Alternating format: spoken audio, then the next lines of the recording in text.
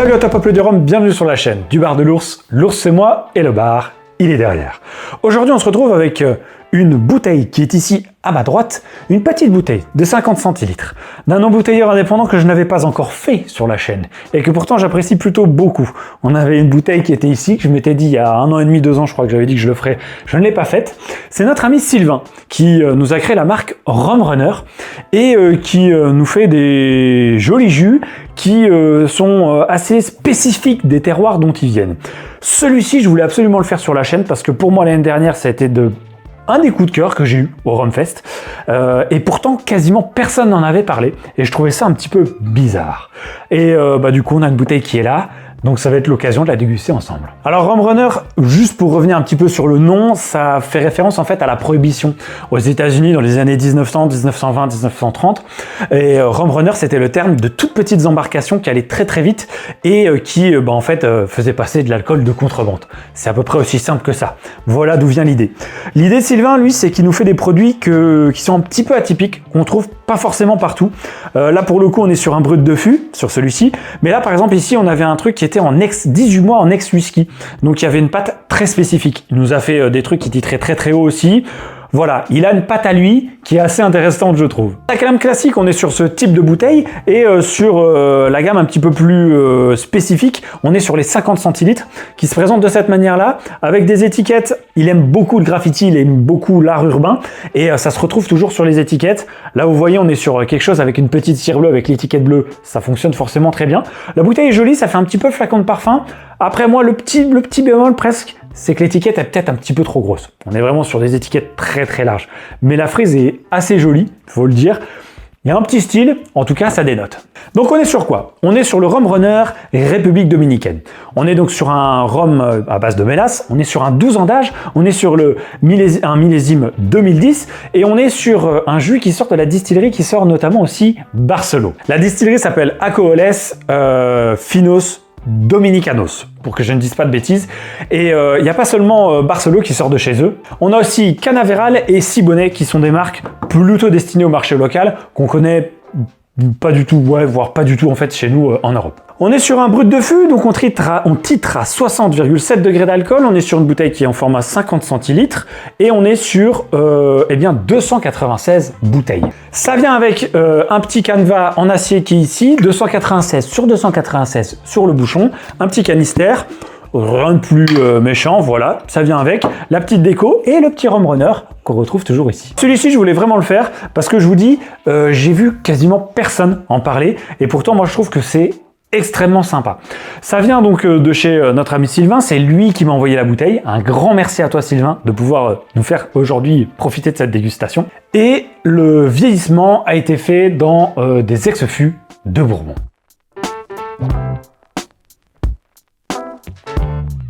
Alors en termes de robe, on est sur un très joli bronze avec des reflets assez profonds, très légèrement tirant sur une couleur un petit peu caramel cuite. C'est assez joli et j'ai tendance à dire qu'on a l'impression que c'est plutôt gras dans le verre.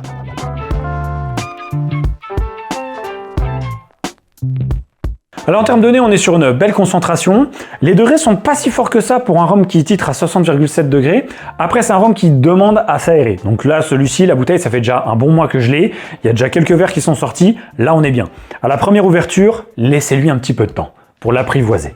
Les 60 degrés, pas trop prononcés, donc je disais au nez.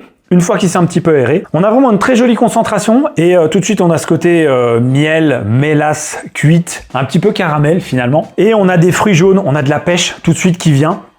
On a presque un petit côté légèrement abricot, pas du tout pêche de vigne rose, mais vraiment les pêches jaunes avec beaucoup de jus, assez sucré avec ce côté ensoleillé.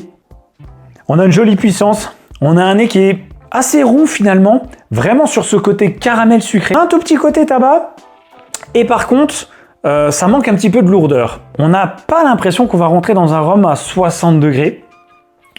On est sur quelque chose qui a l'air d'être effectivement déjà assez vieux. Tu sens que tu as déjà une certaine élégance dans la trame. Et en même temps, on a une petite légèreté, très presque peut-être une fraîcheur en fait qui amène cette légèreté.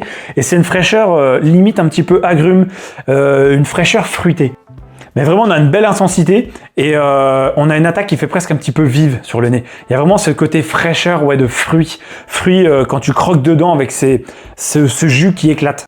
Il a son petit caractère avec vraiment en fin de nez, un petit côté fleur, un petit peu floral et peut-être le tabac.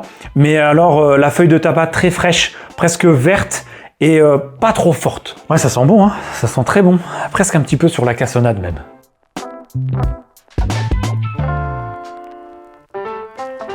Alors la bouche, on a une belle attaque. Là par contre, on sent qu'on a des watts. Ça vient tout de suite te prendre, il y a une belle vivacité, ça te pique un petit peu. L'alcool est présent. On a par contre ce côté fruit qui éclate au nez, qui dégouline en fait, ce jus de fruits assez sucré. Peut-être un petit peu moins ce côté abricot et pêche, peut-être plus un petit peu plus tropical pour le coup, un petit peu plus exotique. Alors en fait en bouche, moi ce que j'aime beaucoup, c'est qu'on retrouve, j'ai un côté en fait sur le Nicaragua qui avait été fait par Richie pour le bar 1802, il y a 2 ans ou 3 ans. Un jus un petit peu sur le côté chocolaté, assez fort, assez concentré, mais qui finalement est pas très gras en bouche. Qui vient un tout petit peu sur le côté un petit peu plus huileux et un petit peu fruité. Qui est très agréable, qui te prend quand même, qui a quand même une vraie poigne. En même temps, il y a 60 degrés, donc ça vient quand même t'amener cette bouche. T'asseoir quand même ce que tu as dans la bouche. Et on a un côté légèrement épicé qui vient aussi rehausser ça. On a en même temps quand même ce côté chaleureux, cette rondeur, ce côté sucré caramel. J'avais presque plus la cassonade, peut-être plus effectivement cassonade que caramel. C'est une bouche qui est assez vive, qui bouge, qui est vivante. C'est ça qui me plaît beaucoup. Un tout petit peu astringent sur les côtés. Et ouais, t'as une belle morsure, t'as une belle bouche. C'est un peu c'est un petit peu ample dans la bouche. Un léger côté un petit peu soyeux. Côté sur les noix, peut-être macadamia, noisettes grillées légèrement, qui passe, qui était peut-être le côté fumé, le côté cigare peut-être que j'avais un petit peu au nez. C'est peut-être plutôt ça. Qui vient te piquer, qui reste. Peut-être pas assez pour moi par contre. Ah, il y a un petit côté dessert noisette, praline, avec des fruits. Le léger côté vanillé qui est quelque part, qui est vraiment pas trop prononcé mais qui vient à un endroit. Et ces épices qui viennent te prendre la bouche.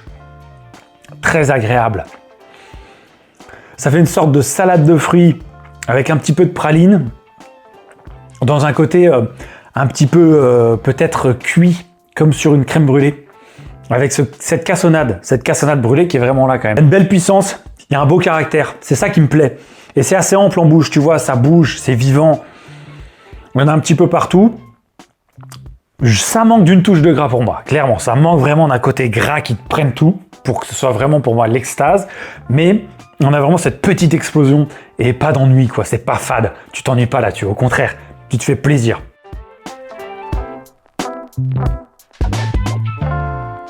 On a un petit côté chocolaté qui vient sur la finale, qui se joint à la fraîcheur, avec les épices pour le coup, qui t'amène quelque chose de très intéressant, qui t'amène peut-être un petit peu une poudre cacaotée sur tes papilles à l'arrière, qui est très agréable. Et on a vraiment quand même quelque chose qui reste en bouche, on a un petit peu de mâche quand même.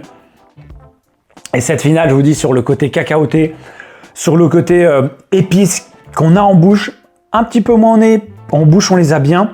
Et là, vraiment, la finale, ça reste aussi, ça te picote un peu. Ça te prend un peu partout. Et c'est relativement chaleureux quand même. Même si à 60 degrés et que ça remue, ça va encore. Tu vois, on est sur un rhum qui se boit relativement facilement malgré les degrés. Ouais, c'est quand même super plaisant. On est sur une mélasse à fort caractère. On est sur une mélasse qui est vraiment avec une belle concentration. Ça manque un peu de gras pour moi. Mais cette côté fraîcheur épicée, légèrement cacaoté, avec ce petit fruité jaune du début, ça match très bien. Ça match très très très bien. Et cette rétro, ouais, on a vraiment ce côté chocolaté.